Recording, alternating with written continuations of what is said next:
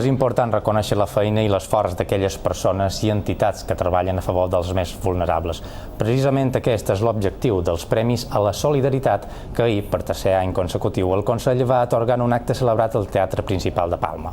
Els protagonistes, 11 premiats, entre els quals Mans Unides i el programa Ètics d'aquesta casa. El Teatre Principal va ser ahir vespre l'escenari de la tercera edició dels Premis Consell de Mallorca a la Solidaritat. Es va fer entrega d'un guardó especial a Mans Unides pel seu 50è aniversari dins el món de la cooperació.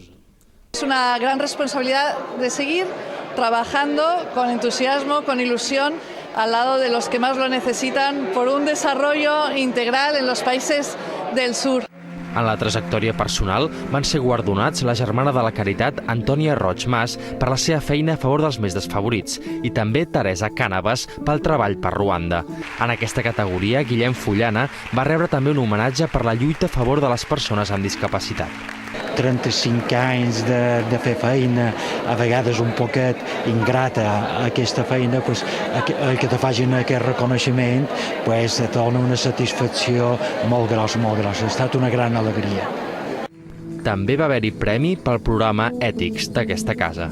És realment una satisfacció, perquè la responsabilitat social empresarial en els moments que correm és complicat, però hi ha molta de gent que s'esforça, treballa per mantenir aquests valors a pesar de lo difícil que està tot avui. La Fundació Amazònia, l'Associació Pa i Mel i el projecte L'Estalvi Ètic de Colònia també van tenir reconeixements a la seva tasca solidària.